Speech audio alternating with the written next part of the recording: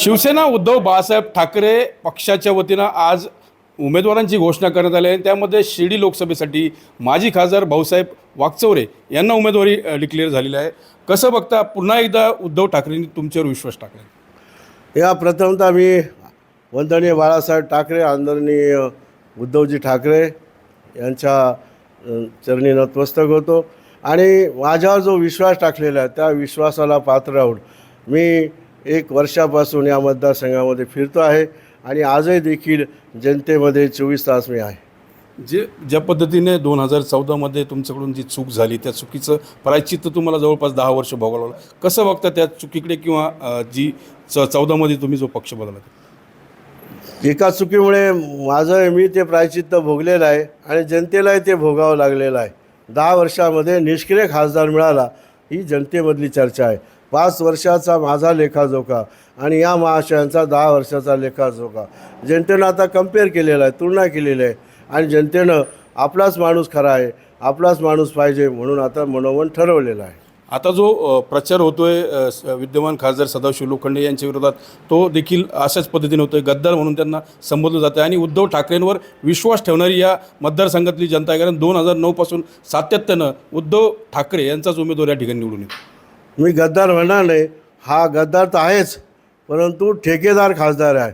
यांनी संपूर्ण 10 वर्षामध्ये ठेकेदारीच केलेली आहे सर्व प्रत्येक कामामध्ये आणि हे सर्व जनतेला माहीत आहे आणि याची जर शहानिशा केली चौकशीमध्ये तर निश्चितपणाने आढळेल। हा ठेकेदारीचा पुरावा द्यायचा झाला तर नॅपकिनचा जो घोटाळा आहे तो आता गाजतो आहे पुणे महानगरपालिकेचा, की हे महाशय खासदार शिर्डीचे आणि पुणे महापालिकेमध्ये जाऊन ठेकेदारी करायचा प्रयत्न करतात। मग यांनी जिल्ह्यात किती ठेकेदारी केली आणि राज्यात किती ठेकेदारी केली? मग दारूचे दुकानं उघडण्यापासून असेल किंवा परवाने देण्यापासून असेल तर आजपर्यंतची ही सर्व आता माहिती घेतली पाहिजे, चौकशी केली पाहिजे आपण। आता महाविकास आघाडीचे तुम्ही उमेदवार आहात, शिवसैनिक सगळे एकवटलेले आहेत का? काँग्रेस आणि राष्ट्रवादी तुमच्यासाठी प्रचारात धडाडीने उतरणार? संपूर्ण महाविकास आघाडीचे सगळे नेतेगण आणि सर्व कार्यकर्ते माझ्यासमोर बरोबर आहेत। सर्व या निवडणुकीच्या प्रक्रियेमध्ये उतरलेले आहेत आणि कामाला सुरुवात झालेली आहे। तुमच्यावर देखील मध्यंतरी त्यांनी पत्रकार परिषद घेत सदाशिव लोखंडेंनी आरोप केले, खूप घोटाळ्याचा आरोप केला जेव्हा तुम्ही विश्वस्त होता तेव्हा। त्यानंतर आरोग्यावर देखील बोलले की 7 किलोमीटर मी चालतो, मी पैलवान आहे। तुम्ही कसं बघता तेव्हा? तो पैलवान आहे की जनताच मग कुस्त्या खेळायला जाऊन आखाड्यामध्ये खासदारकी करू नये आणि काय बोलावं आणि खासदार असलेल्या माणसांनी कसे शब्द वापरावेत? ज्या माणसाला पुनर्विलोकन हा शब्द बोलता येत नाही, मला म्हणजे एका कार्यकर्त्यांनी सांगितलेलं की आम्ही सहज चर्चा करतो पाठ पाण्याची, त्याला पुनर्विलोकन हा शब्द बोलता येत नाही। पुण्यतिथी जयंती ज्या माणसाला समजत नाही ते महाशय 13 दिवसात खासदार झाले आमच्या चुकीमुळे, परंतु त्यांनी ज्या पद्धतीनं त्यांचं जे चालू आहे बोलणं तेच आहे आणि म्हणून वैफल्यग्रस्त झालेला माणूस भाषण असंच बोलणार आणि बोलणारच। आणि खरं सांगितलं पाहिजे, जे आरोप माझ्यावर करतात, मी आयुष्यभर निष्कलंक जगलेलो आहे, मला काही त्याची पर्वा नाही। माझं चारित्र्य पहिल्यापासून तपासून बघा, अजूनही कुठे डाग लागला नाही, नोकरीमध्ये कुठेही माझ्या ठिकाणी एक आरोप नाही।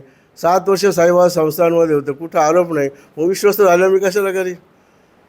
ज्या सह्याने हजारो कोटींचा व्यवहार झाला, जे साईबाबा संस्थांचं काम केलं, आज जे सारे प्रकल्प उभे आहेत, मग प्रसादालय जे आशिया खंडात नंबर 1 आहे, जे द्वारावतीसारखे प्रोजेक्ट आहेत, 100-125 कोटीचा रमणी प्रोजेक्ट आहेत, हे रस्त्यांचे आलेले अनेक प्रोजेक्ट आहेत, सर्व जे प्रोजेक्ट बाबांनी माझ्याकडनं सेवा करून घेतली त्याला मी तर खूप पैसे कमवू शकलो। माझ्या हाताने सर्व पैसे जात होते। 10 लाखासाठी विश्वस्त झाल्यावर कशाला करेल? हा खेळ बनवाबनवीचा आहे, त्यामध्ये ते सर्व झालेलं आहे, विषय संपलेला आहे, बनवाबनवी आहे। दुसरीकडे शेवटचा प्रश्न असा आहे की शिर्डी लोकसभा मतदारसंघाकडे तुम्ही कसं बघता आणि तुमचं विजन काय असणार आहे? या निवडणुकीत तुम्ही विजय झाला? हे बघा, याप्रमाणे जसं मी आपल्याला सांगू इच्छितो की हा मतदारसंघ धर्माचा मतदारसंघ आहे।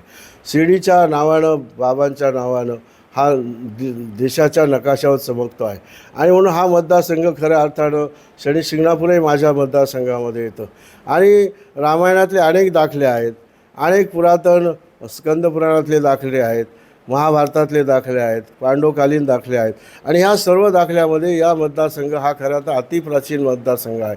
अतिप्राचीन याला इतिहास आहे आणि पर्यटनाच्या दृष्टीनं जर विचार केला तर इथे खूप काही मुबलक आहे. जिथे हरिश्चंद्र राजाने स्वप्नामध्ये आपलं राज्य केलं तो हरिश्चंद्रगड इथेच आहे. अशा खूप गोष्टी सांगायला गेलं तर अनेक वेळ लागेल, पण आपल्याला मी सांगतो सर्व जे काही आहे ते सर्व या माझ्या मतदारसंघामध्ये आणि याची जर जगासमोर आणलं तर पर्यटनानं हा मतदारसंघ निश्चितपणानं देशातील जगातील जनतेसाठी खूप चांगल्या प्रकारचं वातावरण निर्माण करू शकतो, देऊ शकतो.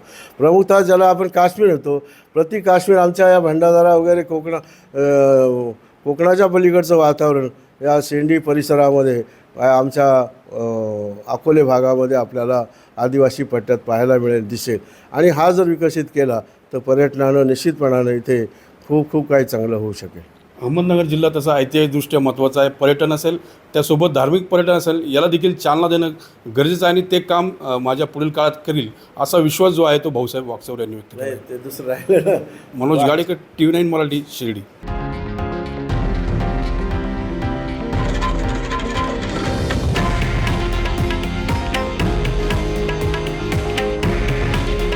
हे आहे देशातील नंबर 1 न्यूज नेटवर्क आणि आपण पाहत आहात TV9 मराठी.